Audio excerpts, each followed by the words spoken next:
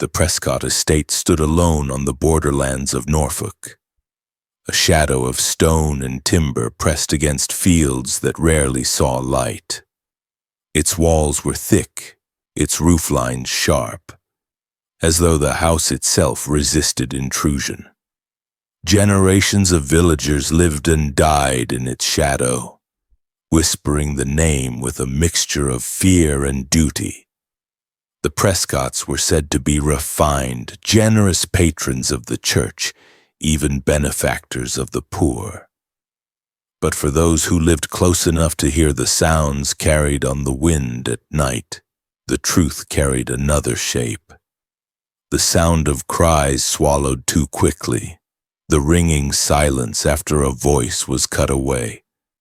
That silence was heavier than any scream, a silence the villagers carried in their chests, teaching their children not to ask questions that might never be answered.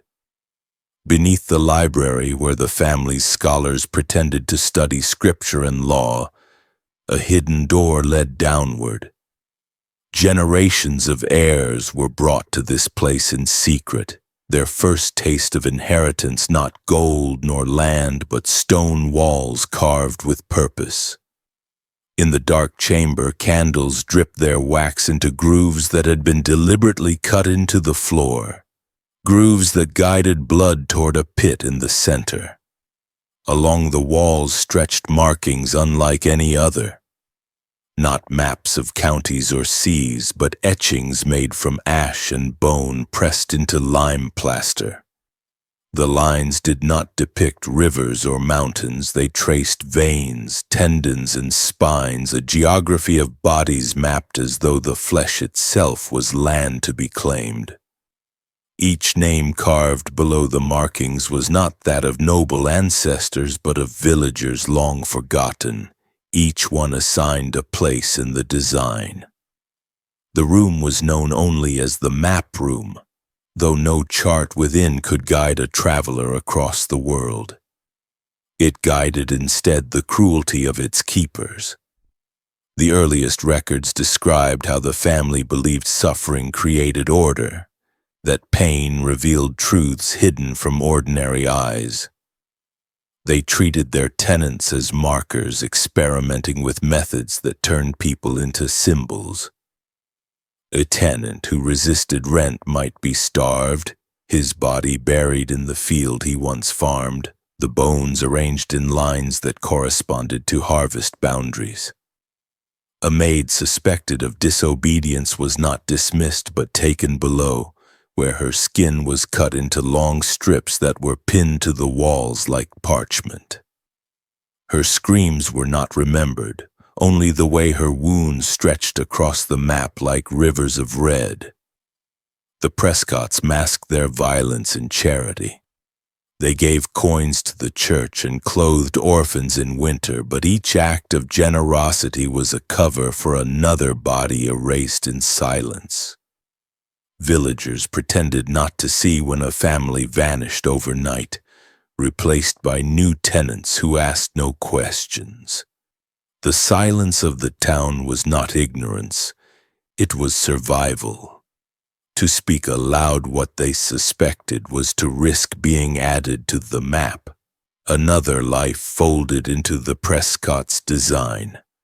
Those who prayed for protection at the parish often did so with eyes fixed on the floor, as though looking too long at the manor on the hill might draw its gaze in return.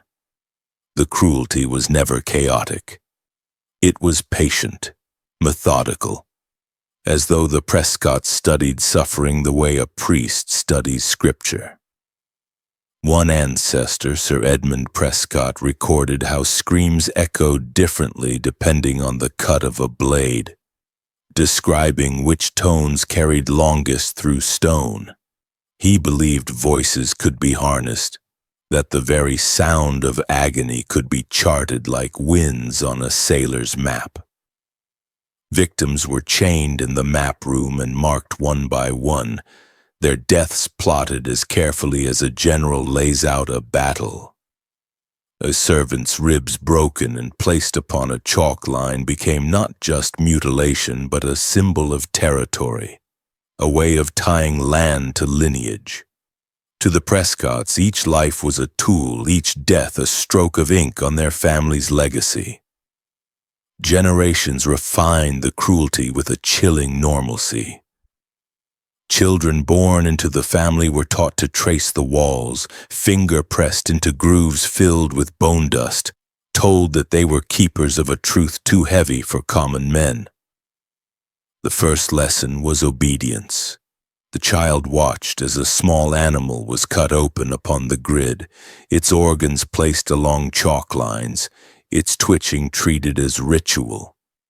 The second lesson came with people. A villager accused of theft might be lowered into the pit while a young heir observed, told to listen carefully as the body convulsed, to note the rhythms of pain as though studying music. By the time they inherited the manor, cruelty was no longer shocking. It was duty, it was tradition, it was the silent expectation of blood in the family stone. The map room grew with each generation. What began as a chamber became a labyrinth of corridors, each wall etched with more names, more lines, more skin turned into parchment. Some walls bore faint scorch marks where victims had been burned alive to leave impressions in plaster, their bodies pressed into the walls until their outlines hardened into permanent reliefs. Others carried chains still bolted in place, the iron rusted with stains that had long since seeped into the stone. To step into the room was to step into a geography of torment, a place where suffering was not a crime but a calculation. The villagers did not need proof to know.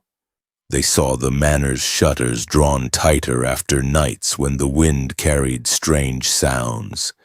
They smelled smoke when no fire was lit in the hearths of their homes. They noticed the sudden absences, a tenant who no longer tilled his field, a maid who no longer fetched water. And yet no one spoke. To accuse the Prescotts was to condemn oneself. And so silence hardened across Norfolk like frost. Unspoken knowledge passed down through generations, the kind of knowledge that bends spines and lowers voices. It was in this silence that the Prescott family thrived. Their cruelty was not the frenzy of madmen, but the ritual of those who believed themselves chosen to bear secrets others could not. The villagers lived, worked, and died beneath the gaze of the house, whispering prayers that were never answered.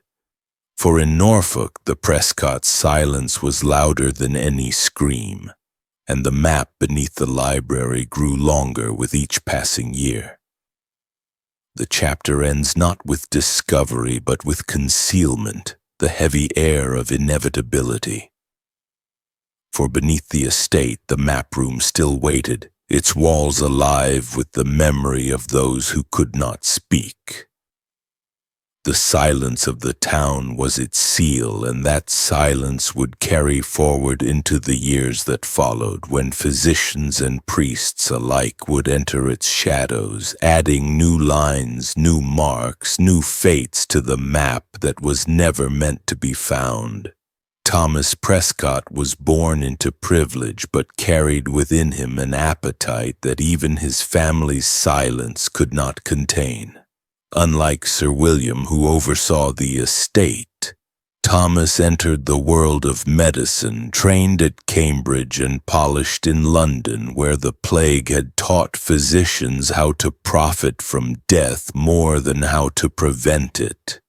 By fortune and ambition, he became royal physician to Charles II, a man eager for remedies that promised longevity. Yet behind the polished manners and the gleam of silver instruments, Thomas Prescott shaped a practice that had little to do with healing. His chamber was not a clinic but a theater, and each patient who entered became a specimen, a figure upon which he could sketch his belief that suffering revealed the deepest map of the human soul. He wrote in notebooks bound in calfskin, blending Latin terms with symbols no scholar recognized. To outsiders, they looked like medical treatises, but within were diagrams of bodies marked with lines like constellations. He did not chart muscles as healers did, but paths of pain. He believed nerves were rivers that could only be seen when lit by fire, and so he heated irons and pressed them against exposed flesh, tracing lines until his subjects trembled and broke. He recorded the time it took for the screams to fade, noting how one man collapsed after 7 minutes while another held out for 12. He wrote these numbers as though they were astronomical measurements, proof that agony could be calculated with the same precision as the movement of stars. The court whispered of his skill. They said he could diagnose illness with a glance, that he knew remedies beyond the reach of common men. And indeed, he could ease a nobleman's gout or deliver a queen's child when others failed. But his gifts were sharpened in secret by cruelty. Servants brought to him with minor ailments were rarely returned the same.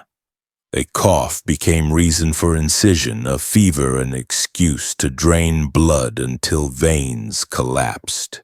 He cut into the skin not to heal but to draw, opening veins in patterns that resembled constellations he had copied from star charts. He whispered that Orion's belt could be traced across a woman's thigh, that the Pleiades could shine across a child's back if only the skin were cut deeply enough. He marked these with ink, then seared them with heat so the scars became permanent diagrams. To his patients he spoke gently, promising relief. He stroked their hands as he prepared the knife, assuring them that pain was the passage to renewal. He spoke of Christ's wounds, of saints who had suffered, convincing the desperate that agony was holy. When the blade bit, they screamed, but he urged them to endure, telling them their suffering revealed the divine lines God had placed within them. Those who survived became living maps, their bodies scarred into diagrams of belief. Those who did not survive were dissected with reverence, their organs preserved in jars, each one labeled with symbols as though it were a fragment of scripture. The royal court turned a blind eye. Charles II, fascinated by science and alchemy, saw in Prescott a physician of genius. The king praised his skill in public, and with that praise came immunity. Who would dare accuse the king's doctor of cruelty when his touch had eased royal pain? Even those who whispered of his methods lowered their voices when his name passed their lips. Nobles who suspected the truth remembered how quickly favor could turn to ruin, and so the silence deepened. The suffering in his chambers was not random. It was methodical, ritualized. He arranged patients upon tables carved with lines, their bodies aligned like instruments tuned for a grim performance. He cut with precision, following diagrams he believed connected flesh to soul. He thought pain opened doors into hidden realms, that each scream was a key to a secret chamber of the human spirit. His cruelty was not chaos, but calculation. When a man writhed, Thomas recorded the angle of his spine, the quiver of his lips, noting it all as if composing a score. He whispered that each body was a scripture waiting to be read, that he alone could interpret the language of wounds. Some victims lingered for days, held alive with tinctures and broth poured between clenched teeth. their skin blackened where irons had traced lines, their veins swollen where he had opened them again and again. He marveled at their endurance, praising them as martyrs. When they finally collapsed into silence, he did not mourn. He preserved the remains, laying the body across his diagrams, matching scar to scar, believing the dead completed his work. His chambers became crowded with husks, drained of voice, preserved as if they were texts in a library only he could read. The villagers who heard of his reputation feared him. They knew his name meant survival for kings and death for commoners. Families who saw their loved ones carried into his chambers did not expect their return. Yet no one spoke, for to accuse him was to invite royal wrath. And so the people prayed in silence, their only hope that his eyes would not turn toward them. The terror of his cruelty lay not only in the wounds he carved, but in the normalcy of his mask. To meet Thomas Prescott in the hall of the palace was to see a courteous man, a physician of learning, a servant of the king. Only in the chamber beneath the weight of his instruments did his true nature unfold. A man who believed suffering was not tragedy but revelation. As his notebooks filled, so too did the map room at Norfolk, where he returned with specimens and diagrams. The walls grew dense with new markings, veins traced into constellations, scars copied into chalk lines. His legacy became not healing but a geography of torment, a map where each name corresponded not to land but to the body destroyed to reveal it. And still the silence endured, for no one dared pierce the mask of a physician praised by kings. The story of Thomas Prescott was not one of discovery but of concealment, the kind of cruelty that thrives when wrapped in honor. The husks he left behind bore no accusation, only scars that spoke in silence, a silence that would carry forward, adding new layers to the map that was never meant to be found. The chapel at the Prescott estate was small compared to the manor, its stones damp with centuries of prayer, its windows narrow slits that allowed little light to enter. It was said to be the heart of the family's devotion, a place where hymns floated on Sundays and candles burned without end. Villagers who attended the rare public services noted something that unsettled them but which they never spoke of openly. The voices of the children who sang for the Prescotts sounded brittle, broken, as though strained beyond their limits. They did not rise in bright tones as choirs usually did. They cracked, wavered, and faltered, carrying a sharpness that left listeners uneasy. Parents told themselves it was malnourishment, perhaps illness. But deep down, they sensed a deliberate hand behind the dissonance. The truth, uncovered years later in records hidden in the manor, revealed a cruelty so calculated that it froze even hardened scholars. The Prescotts had raised these children not as a choir of praise, but as instruments of torment. Their tongues were pierced with wire during their training, a practice justified by the family as a test of obedience. A child who wept or screamed during the piercing was considered weak, and their silence was forced until it became permanent. Once pierced, the wire was twisted, leaving holes that never healed, ensuring that every word they spoke carried a slur. Every note they sang carried the rasp of broken flesh. Their throats were cut shallowly with razors, not to kill but to scar. The cuts were measured with precision, never deep enough to sever, always enough to weaken. The wounds healed unevenly, leaving their voices permanently cracked. This was no accident, it was design. The Prescotts believed the sound of suffering carried spiritual weight, that a hymn sung from a damaged throat reached heaven more powerfully than any pure note. Each scar was treated as a mark of devotion, a wound that aligned the child with a sacred burden. They called it holy imperfection, a deliberate crafting of pain into praise. The children were trained daily in the chapel. They stood barefoot on cold stone, their backs pressed straight with rods if they faltered, their arms bound if they fidgeted.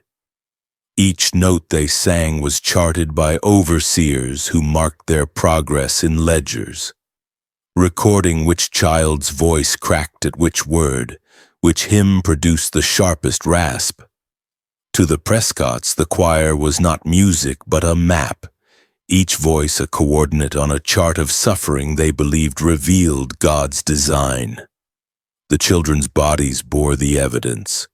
Scars across throats like stitched lines, welts on backs from beatings meant to correct rhythm, wrists rubbed raw from ropes used to enforce stillness. One by one, the children began to collapse under the weight of their devotion. Fevers struck those whose wounds festered, lungs failed from repeated strain, infections spread from unhealed cuts. They were buried quietly in churchyards, their deaths attributed to illness. The villagers who had heard their brittle hymns accepted the explanation without question. To question was to accuse, and to accuse the Prescotts was to invite ruin. So mothers wept privately, fathers clenched fists in silence, and the graves filled with small bodies while the choir's numbers were replenished with new orphans and tenants' children taken into the estate. The cruelty was not random, nor was it merely sadistic. It was ritual. Each child was broken in a specific manner, each wound placed as carefully as an artist places paint. Some had cuts across the throat at different angles, designed to produce distinct tones when they strained to sing. Others had wires left in their tongues for weeks, removed only when the infection had scarred them beyond repair. The Prescotts measured every voice against their design, discarding those who did not fit, preserving those who did in endless cycles of suffering until their frail bodies gave out. Those who survived longer bore scars that made them unrecognizable. Their faces hollowed, their eyes sunken, yet they continued to sing, voices shattering against the stone walls of the chapel. Listeners described their hymns as haunting, chilling, almost inhuman. And yet the Prescotts smiled during these services, nodding to one another with satisfaction. They called it devotion, a choir purified by pain. To them, each note was proof that their methods elevated the human voice into something closer to divine. The children's suffering was not tragedy in their eyes, it was liturgy. The villagers, caught in the web of silence, called it God's will. They muttered it to one another when another small grave was dug, when another mother wept without explanation. They told themselves the Prescotts were chosen by God, their methods strange but holy, their cruelty beyond mortal questioning. Faith became the mask that protected the family, silence the prayer that preserved the villagers' survival. Each hymn that echoed from the chapel reminded them of what they dared not say, that suffering had been sanctified, that their children's pain been offered to God through the hands of men who wielded power without mercy.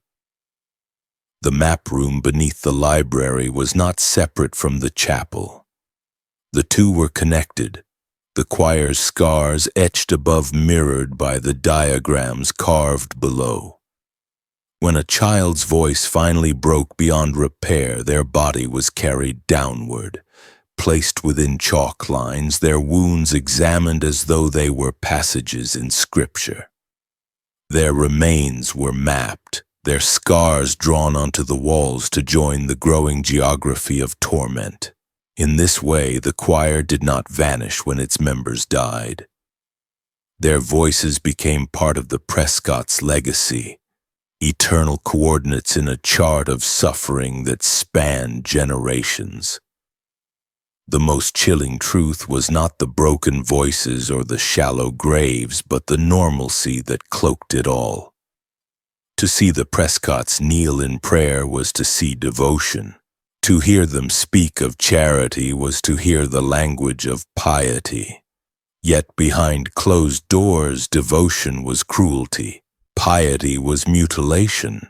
The choir was not an accident of harsh discipline, but the deliberate crafting of silence, a silence that outlived the children themselves.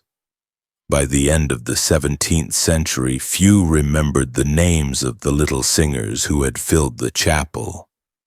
Their voices had cracked into silence, their bodies hidden beneath earth, their scars preserved only in the Prescott's private maps.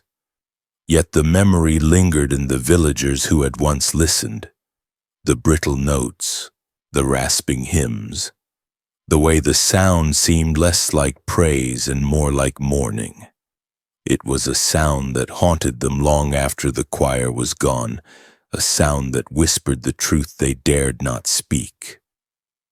For the Prescotts called it devotion, the town called it God's will, and silence once again buried the truth deeper than the graves. There was a chamber beneath the Prescott manor where no light was allowed to enter, where windows were not simply absent but forbidden. It lay deeper than the cellars below the chapel and the family crypt, carved into the bedrock itself as if the Prescotts had needed to anchor something terrible. The walls were smooth and dry, coated not in paint but in chalk, a fine white layer applied and reapplied so that every new line drawn stood in stark contrast to what had come before. The Prescotts did not use this room for worship or record-keeping. It was not a dungeon. It was not even a prison. It was a place of deliberate design, a room built not to hold people but to position them, to turn living bodies into tools, instruments, diagrams. Along the floor and walls were figures, spirals, lattices, geometries too precise for whim. Some were familiar, circles, crosses, five-pointed stars. Others were more arcane, resembling diagrams of astronomy or alchemy, yet distorted, off-axis, wrong. The Prescotts called it the calibration room, though its name never appeared in public records. Victims were brought here blindfolded, often sedated, and stripped bare before being positioned within the chalk symbols. Limbs were forced into unnatural angles, joints hyperextended until ligaments screamed beneath the skin. Shoulders pulled back until sockets tore loose. Knees bent backward against their design. It was never enough to kill. That was not the purpose. The suffering had to endure. Death was failure. Chains were used only for final adjustments. The room relied on precision. Custom-carved restraints held arms at 60-degree angles. Jaws were clamped open with waxed wooden braces to amplify sound. The body became a shape, a measurement. Once placed, the subject was left for hours, sometimes days, unmoving. The floor sloped toward a drain in the center, allowing blood, sweat, and urine to run clean. Food was never given. Hydration was administered only when the screams began to weaken. The Prescotts called these screams data. They spoke of resonance, of frequency and amplitude, of how sound bounced off stone depending on the pitch of agony. They moved about the room with quills and notebooks, standing still to listen, then jotting down measurements. They recorded the way pain echoed through the chamber, matching each cry to the diagram the victim had been placed within. A scream that wavered between sob and shriek was considered an anomaly. One that pierced high and clean was celebrated. The tones were charted beside symbols. They believed that every voice in pain aligned with a shape, that the geometry of torment could be mapped like music. Over time, they grew more refined. They learned which postures broke the spirit fastest, which angles provoked the highest tones. They developed formulas. A child held in a star-shaped brace would begin shrieking within 13 minutes. A man placed in the circle would take longer to scream, but when he did, the pitch was pure and sustained.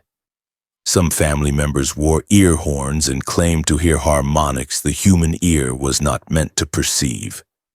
They said the room sang back, that the pain became its own language, that something within the stone listened. Each wall was inscribed with notations, symbols beside which were marked dates, initials, and in some cases partial drawings of the victims themselves. Not portraits, but outlines. Bent limbs, curved spines, dislocated hips. It was a morbid ledger, a visual archive of torment. Some bodies were preserved in sketch alone. Others, when they expired, were wrapped in cloth and buried anonymously. There were no prayers read, no names spoken. The purpose of the calibration room was not sacrifice. It was study. They told themselves they were discovering something eternal, something buried beneath flesh and blood. The horror of the room lay not in its brutality, but in its calm. The walls were always clean. The chalk lines were redrawn after each session with care. The restraints were polished. There was no shouting, no frenzy, no bloodlust. The Prescotts conducted their cruelty the way one tunes an instrument or tests the acoustics of a hall. And in doing so, they masked it from their own minds. They spoke of science, of spiritual harmonics, of the body as a vessel for frequencies lost since Eden. They told themselves it was progress, but the victims knew otherwise. Those who survived, few as they were, never returned to themselves. They sat in corners, rocking silently, or tore at their own skin as though trying to erase the memory of the posture they had been forced into. One woman lived 3 years after her release, never speaking a word. Her body hunched permanently into the position the Prescotts had locked her in. Her bones had fused, her mind fractured, her voice reduced to hoarse humming. The villagers who cared for her never asked where she had come from. They only prayed louder when the wind carried faint cries from the direction of the estate. The room remained in use for decades, each generation of Prescotts refining the process. Some brought in scholars to observe, discreet men who wrote their own notes, then vanished into foreign cities with full purses and hollow eyes. Others kept the work private, whispering to their children of a secret inheritance beneath the stone. By the early 1800s, the chamber had been expanded. Additional corridors were carved into the earth, lined with new figures, more complex diagrams. The screams became less frequent only because the methods had become more efficient. Pain was no longer discovered, it was orchestrated, yet what they sought was never found. No revelation came. No divine frequency answered back. The only thing that grew was the map, the ledger of suffering, the web of bodies broken and tones recorded, the belief that they were on the verge of unlocking something deeper. And so they continued, placing victims into shapes that had no meaning outside of agony. waiting for the stone to sing, for the silence to break, for the map not of land, but of suffering to finally be complete. Lady Eleanor Prescott entered the house of Norfolk like smoke, slow, creeping, ungraspable. Born into the cold silence of the Prescott estate, she carried with her not only the name but the family's deeper inheritance. A reverence for pain cloaked in ritual, and a mind tuned to cruelty not as impulse but as design. Her wedding to the Duke was celebrated as a union of blood and power, the merging of two noble lines said to anchor England's eastern coast in tradition and grace. But beneath the lace and vows was a woman whose understanding of love was inseparable from combustion. The wedding feast dazzled the guests. Hundreds arrived, their coaches lining the outer fields, their cups filled with honeyed wine, their mouths fed with game and goose and gold-leafed pastries. Yet servants whispered of something strange. Several staff members had not returned from pre-wedding preparations.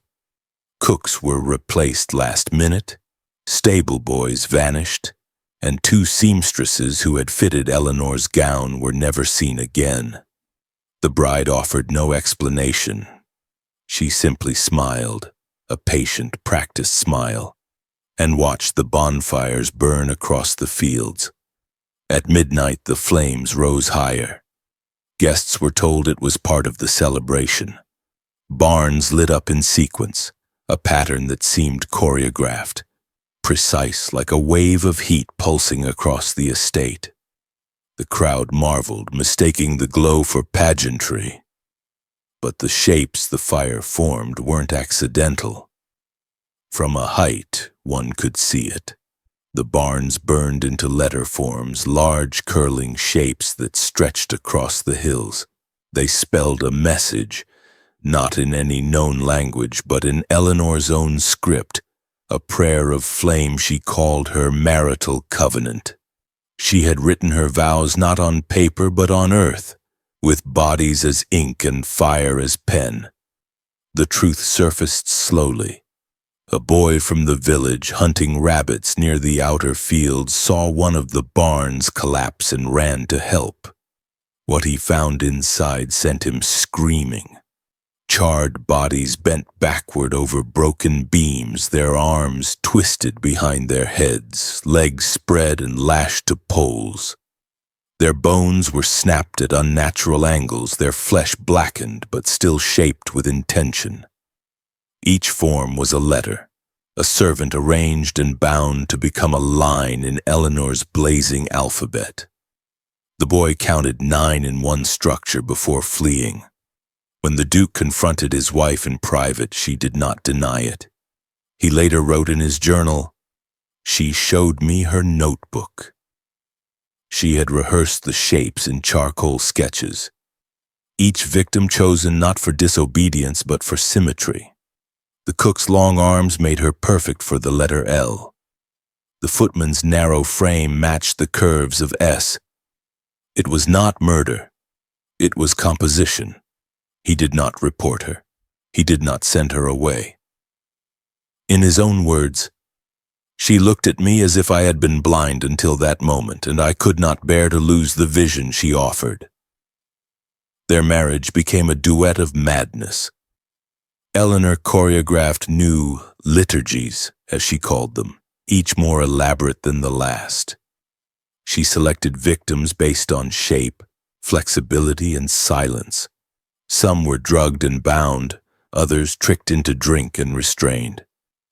Before the burning, she would rehearse the arrangement, sketching each person's position, measuring limbs, whispering phrases she claimed had come to her in sleep. The fires followed, sheds, coops, granaries. Each structure a letter, each letter a line, each line a verse of devotion spelled in human form. She believed fire purified the language of flesh, that bone and smoke could carry prayers farther than breath. When villagers went missing, their families were paid in silence and gold. When rumors grew, the Duke doubled his tithes to the church and built new roads through the village to distract from the scent that sometimes drifted from the estate. None dared accuse them. The Prescotts were known for their peculiar ways. Eleanor, after all, was simply continuing what her family had always done, shaping suffering into structure.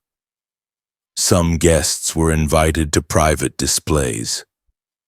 One evening, a dozen noblemen watched from a distance as Eleanor's servants lit a circle of small cottages, each one built solely for this ritual. Inside, bodies already bound and bent began to glow behind the walls, screams muffled by thick stone. One guest wept, another vomited behind a hedge. Eleanor took notes throughout, praising the clarity of curve in the formation of the final letter. She later remarked that the fire's timing had been slightly off. The wind had dragged the smoke, blurring the line between the vowels. She swore to refine it. The estate's ledger listed servants as letters, each with a code denoting their burn date and role in the ritual. Some were reused, kept alive after partial burnings, limbs lost but torsos saved for smaller characters. Eleanor considered them holy.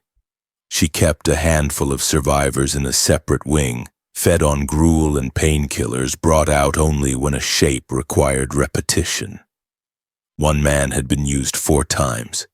He no longer spoke, his back arched in permanent curvature. She called him her comma. The Duke eventually fell ill. Rumors blamed the smoke, the toxins from so many charred bodies. But his journals hinted at something deeper, a growing unease, a fracture in his mind. He wrote, "She believes we speak to God in flame, but I fear we've only made ourselves heard by something else. There is no reply, only the hunger for more shapes." Eleanor lit a final fire for his funeral. She built it herself, arranging his body in a spiral of logs and oil, claiming the curve was sacred. She sang as it burned, her voice hoarse, joyous, cracked. By the time authorities arrived years later, the estate had no remaining staff. The buildings were charred husks. The fields, seen from above, bore traces of Eleanor's old scripts, patterns only visible by sunlight. They buried no bodies, for none remained whole, only ash, only bones scorched into symbols. Eleanor was never found. Some believed she walked into her own fire. Others swore they saw her again years later, drawing letters in soot on the wall of a church. The story of Lady Eleanor Prescott was not told in court or scripture. It was written in flame, in the shape of bodies bent past breaking, in smoke that curled upward with names no one dared speak. She believed her vows had been accepted by a higher force. That fire had carried her prayers into eternity. But the villagers who watched the sky glow red at night remembered something else. That every act of devotion, when crafted by such hands, becomes not faith, but horror. In 1723, Sir William Prescott unveiled what would become the most private and perverse endeavor in the family's long descent into institutional cruelty. By then, the Prescotts had already marked generations in blood. Their rituals buried beneath polished stone, their prayers carved into silence. But Sir William did not seek communion with gods or harmony in sound. He sought ownership, and not merely of land or law, but of the people themselves. He believed territory was meaningless unless bonded to pain. That soil had no value unless it had tasted human suffering. It began with a ledger, unremarkable at first glance. parchment pages listing the names of tenants, their rents, their obligations. But soon the names vanished, replaced by crude anatomical sketches. Instead of signatures, there were symbols, jagged lines, cross-hatchings, scorched thumbprints. The transition was quiet but deliberate. Sir William no longer spoke of John Carter of Field's End. He referred to him as the back with 5 lesions, or shoulder wound Southern Acre. His tenants became body parts, not people but terrain. He claimed inspiration from military cartography. Wars, he said, proved that land meant nothing until men had bled for it. So he would take his own tenants and turn their bodies into a reflection of the land they worked. His belief was that each patch of earth should have a mirrored wound on a human being, a map of flesh that could be folded beside the royal charters. The wounds, he said, would tether land to life, pain to power. Ownership, he believed, was incomplete until it had drawn blood. Victims were chosen based on location. A tenant living near a disputed boundary line would be summoned under pretense of rent collection or contract renewal. Inside the manor's lower chamber, a room lined with measuring tools and surgical hooks, Sir William would inspect their backs, thighs, or chests for usable skin. Then, with the precision of a draftsman, he would cut. Always the same shape, a rectangle or square peeled slowly from the body, preserved in salt water and stretched on cedar boards. The borders were stitched to exact dimensions. If a hand twitched or the body flinched during the flaying, he would discard it. Accuracy was sacred. Each skin patch was labeled with the corresponding acreage: north pasture, left shoulder; apple grove, inner thigh; western drainage line, lower back. The flesh was tanned, inked, and pinned beside actual land maps. The 2 documents, parchment and skin, were stored together in locked drawers. When arguments arose over boundary lines, Sir William would unroll the skin maps and point not to deeds but to scars. This field, he once said, was measured on a man's spine, and in that moment no one dared dispute him. Over time, the wounds became the measurement itself. He'd call in tenants not to settle rent, but to redraw borders. A laborer might lose an ear to confirm a fence line. A mother's shoulder blade might become the boundary for a new livestock paddock. Those who refused were evicted or vanished. Those who endured were never the same. They returned to their cottages, stitched and trembling, wrapped in silence. Neighbors would glance at the bandages and nod without asking. Everyone understood. Everyone obeyed. The family's clerks were instructed to burn traditional contracts. The only remaining records were skin. Rooms beneath the estate filled with hanging flesh. Rows of stretched, labeled patches nailed to oak boards. Some pieces were too small to show detail. Others were full-back flays where the entire spine was preserved like a river running through a province. Sir William marveled at these, often stroking the dry ridges of vertebrae as if reading topography. When questioned by distant relatives, he would explain that the skin held the memory of the land, that a tenant who worked through frost and famine had impressed something into his flesh, something sacred. He believed blood carried direction, that the wounds shaped not only bodies but the very soil. He once remarked to a visiting magistrate, "You may inherit a title, but only blood stains last." The magistrate never returned. As the years passed, the cartographic flayings became more elaborate. Sir William built a gridded table with restraints and measurement grooves. Victims were laid flat, measured in inches, not for garments, but for land ratios. He began carving roads into the skin, slicing shallow tracks between moles and veins to replicate the estate's paths. He marked lakes with circular burns, hills with layers of raised branding. Each scar became a landmark. Each mark was both memory and map. What made it more horrifying was the calm with which it was done. There were no screams in the ledger, only notes like adjusted border, resurfaced stream, revised irrigation route. The maps bore no names, only symbols. The people disappeared, but their flesh endured. Boundaries were redrawn, estates expanded, and in every case a scarred body confirmed the claim. After Sir William's death, his son continued the practice, but in secret. He buried the maps deeper in the estate's undercellar, wrapping each in waxed linen, sealing them with wax imprints of the family crest. By the mid-1800s, the practice had ceased, but the legacy remained. Generations later, during renovations, a mason uncovered a chamber beneath the foundation. Walls lined with rolled parchments and human skin, some still bearing faint ink lines, others blackened with mold. The skin had curled at the edges, darkened with time. But the markings were clear.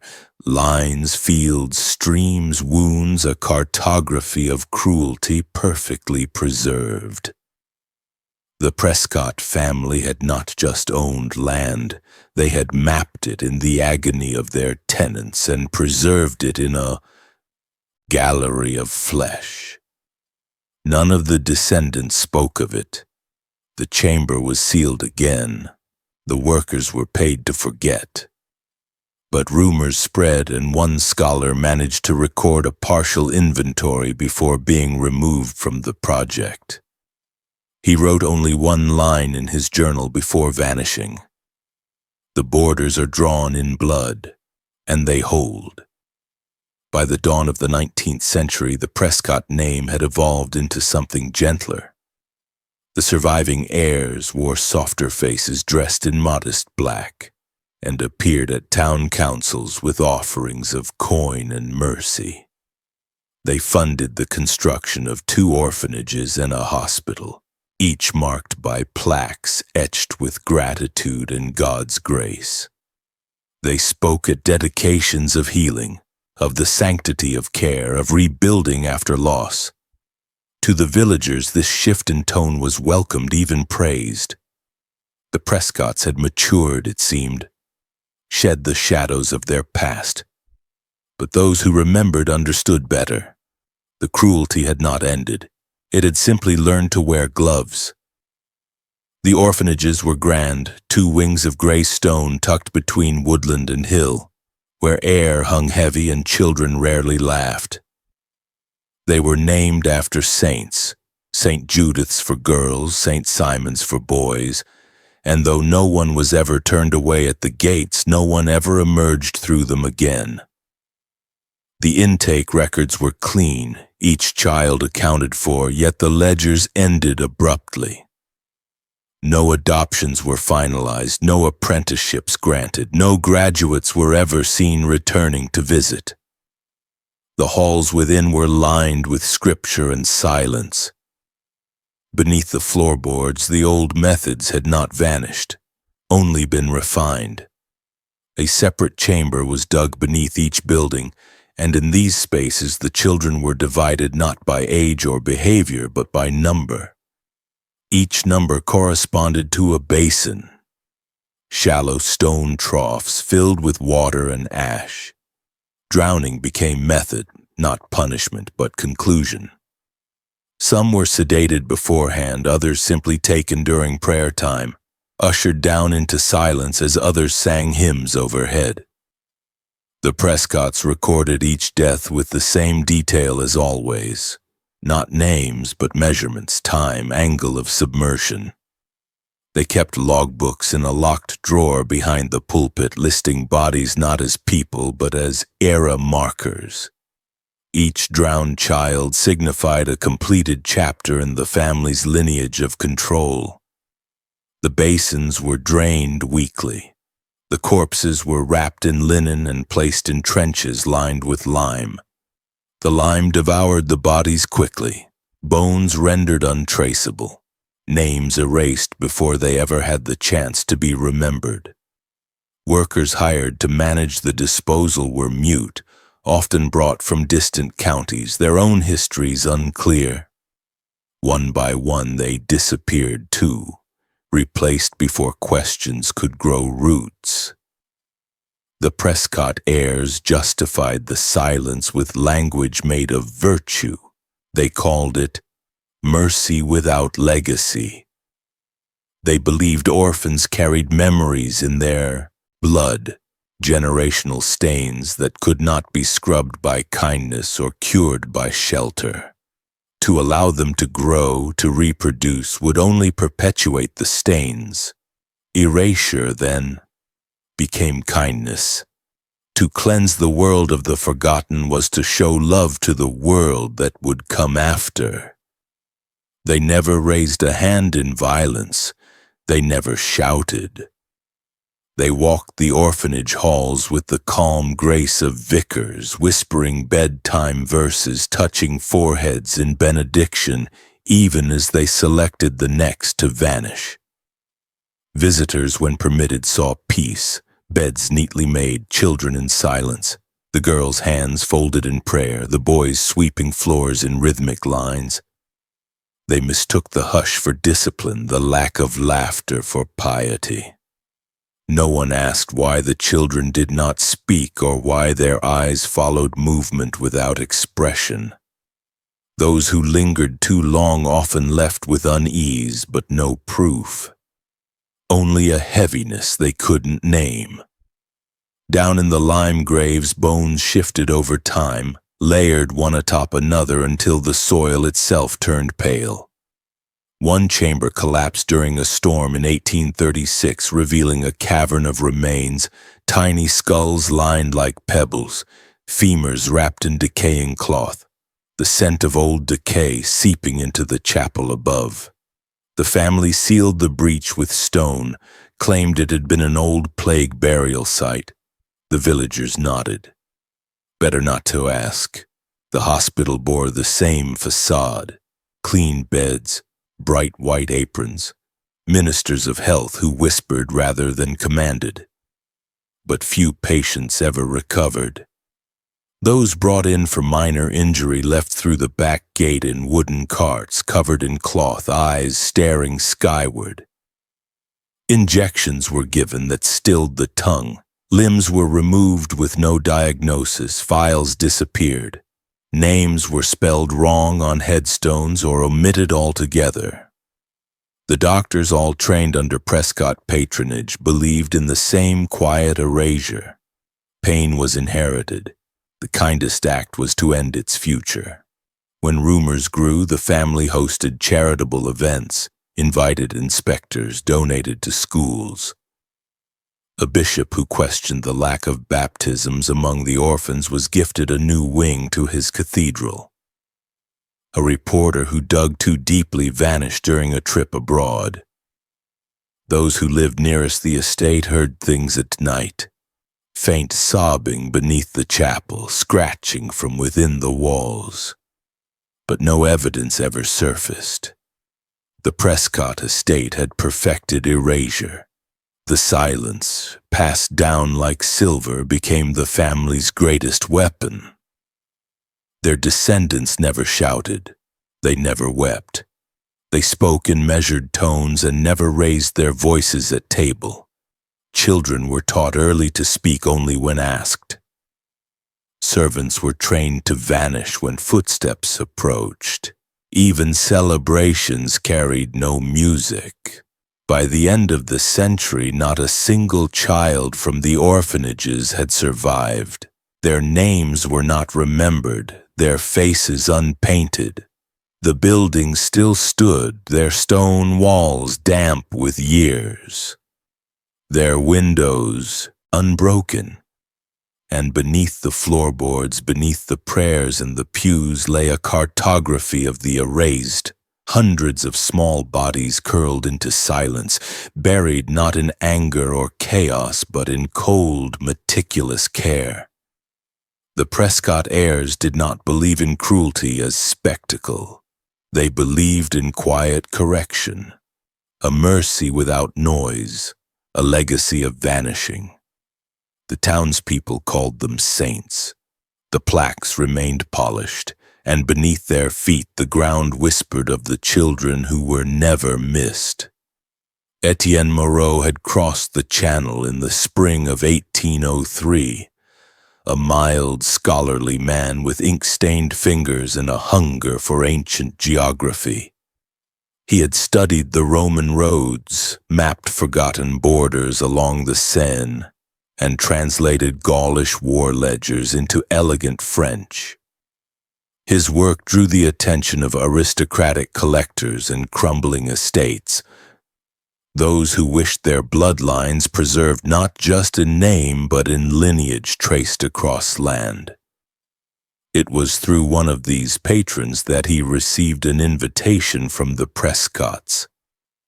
The letter was written in perfect French, its seal an unfamiliar crest, a tree twisted around a spear point.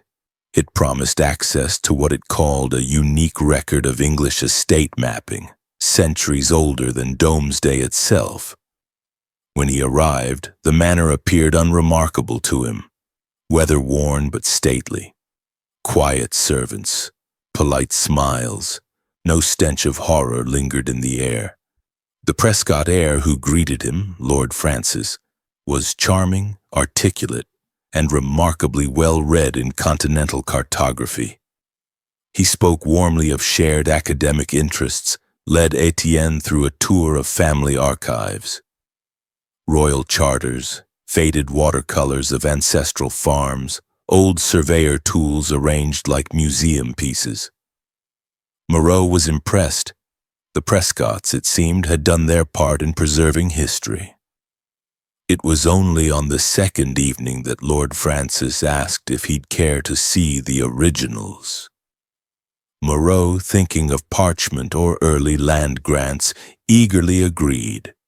He followed the Prescott heir down a stairwell not shown on any floor plan, a passage behind the library's northern shelf, unmarked, narrow, and descending far deeper than any wine cellar had reason to go. The air grew colder, the walls turned to stone, and the silence pressed tighter with each step. The chamber at the bottom was larger than expected, and at first in the dim candlelight Moreau could not fully understand what he was seeing. Rows of frames hung along the walls, tall, narrow rectangles draped with what looked like parchment too thick, too uneven in tone. It was only when Lord Francis pulled back one of the cloths and the light hit it that the truth began to settle in. The material wasn't parchment, it was skin. Stretched taut across oak boards, each piece bore ink markings, veins turned into rivers, faded bruises marked as lakes, clusters of scars annotated as mountain ranges. The skin had not simply been taken. It had been flayed with surgical precision, mapped with detail that could only come from prolonged observation. Moreau stepped closer to one. A freckle was labeled boundary stone, a burn, village remains, a stitched wound, disputed hill. The notations were meticulous, written in the same hand across dozens of frames. He turned to Lord Francis and asked, he would later write, who were these people? The Prescott heir smiled. They were territories. He showed Moreau a leather-bound book kept beside the wall. Inside were sketches of each body before it was flayed, diagrams indicating how to peel the skin in pieces that would preserve certain landmarks. Some had been mapped while the victim still lived. Notes read, subject convulsed during removal, lost ridgeline, or better tone from female torso, preserved under clavicle. Others had not been so fortunate. Crossed-out pages marked botched attempts, tears, stretches, burns that ruined the map. These were filed as failed drafts. Moreau staggered from one frame to the next, each more grotesque in its beauty. One showed a full back, the spine labeled as a mountain ridge, the shoulder blades as twin plateaus. Another was taken from a child, smaller, marked delicately, the ink paler. He could not tell if it was recent.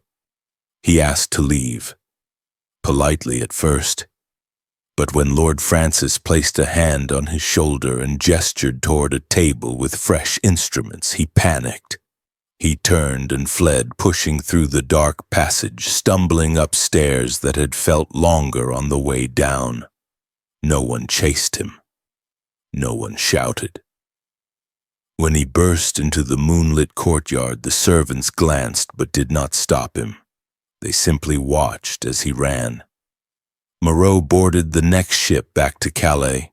His hands shook so violently he could not hold his pen for days.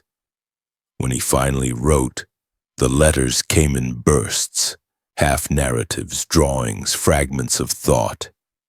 He mailed them to colleagues in Paris, to editors, to philosophers. Most were intercepted. The few that arrived were dismissed as fiction or delusion. One journal published an excerpt before retracting it a week later under pressure. No one believed that an English noble family had preserved human skin as cartographic record. No one wanted to believe it. Moreau tried to return years later but was turned away at the estate's gate. The Prescott heir was abroad, the staff said. The manor was under renovation. He never saw the map room again. He died in 1811 alone in a flat above a Paris bookstore. His final manuscript unpublished, his drawings sealed in a wooden box that would not be opened for nearly a century. It wasn't until 1904, when the box was rediscovered by a graduate assistant at the École des Hautes Études, that the pieces came to light again. The assistant, fascinated by the blend of anatomy and geography, assumed it to be symbolic. But a historian recognized the crest drawn in the corner, a tree twisted around a spear point, and linked it to the Prescotts. A quiet investigation began. The manor had changed hands, converted into a retreat for war veterans. The new owners claimed no knowledge of what lay beneath. When the subcellar was finally unsealed, the air was rancid but dry. The skin maps remained curled but intact, the ink flaking like soot.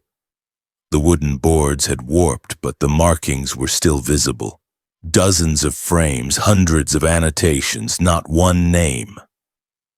Moreau's name was cleared posthumously. His letters, once dismissed as ravings, were published in full. The academic community called them a tragedy of disbelief, but no legal action followed. The Prescott family had long since vanished into other names, other cities. What remained was the archive, a quiet chamber of flayed truth. And those who viewed the maps in person rarely spoke again. They described the feeling not as horror, but as gravity, as though the room itself pressed inward, pulling them toward a truth too heavy to carry. The maps did not show land. They showed suffering layered and inked into permanence. And all of it began with a visitor who had simply wanted to see a map. By the late Victorian era, the Prescott name had grown quieter, as if time itself had learned to treat it delicately. The estate stood aging but intact, its upper rooms shuttered, its gardens choked in ivy, its chapel bell long since silenced.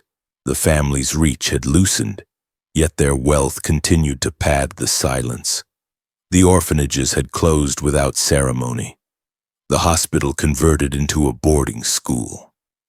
A few distant heirs still inhabited the manor's west wing, seldom seen in town, their voices hushed, their letters routed through intermediaries. But the unease surrounding the family had not faded. It had grown, decade by decade, into a pressure beneath the skin of the village. Whispers passed from house to house. Children were warned never to approach the gates. Workers sent to repair the estate often returned pale, muttering of strange symbols in basements, or refused to return at all. Something was building. In 1871, the thing broke. A fire, origin unknown, bloomed in the eastern corner of the manor just after midnight. Witnesses later said they saw flames licking up from beneath the house rather than above. A hungry orange pulse that cracked stone from the inside out. The blaze spread fast. By morning, half the estate had collapsed into a smoldering heap. Smoke poured from the old cellar vents, thick with the smell of rotting parchment and something else. Something older, wetter, like burning bone. When the townspeople gathered at the edge of the estate, they saw not only ruin but a kind of revelation. The land had opened. As the embers cooled, parts of the house that had been sealed for generations lay bare. Beneath the collapsed floorboards were chambers that had not been listed in any deed. One by one they were uncovered. The chalk-lined calibration room, the walls of stretched skin curled and scorched, the flayed maps, some preserved in locked drawers that had burst open under the heat. But what truly shattered the silence were the bones, not scattered, but arranged. The Prescott estate is gone, yet its silence endures. The school built atop its ruins hums in winter, its foundation groaning as if the land remembers. Children speak of whispers in the walls, of dreams they swear are not theirs. Beneath concrete, the archives remain. Journals inked with suffering, maps drawn in flesh. Scholars who studied them lost sleep, speech, or sanity. And though the Prescotts vanished, their methods didn't. They re-emerged in war rooms, hospitals, and laboratories, ritual disguised as research, cruelty as protocol. The world moved on. Reforms came quietly. Names were never marked, just blank stones set in lines like graves. Evil doesn't always roar, it files paperwork, it smiles in charity, it builds its doctrine in silence, measured and exact. The Prescotts left no anthem, only a legacy etched in bone. What do you think? Could this happen again? Or has it already, just under another name?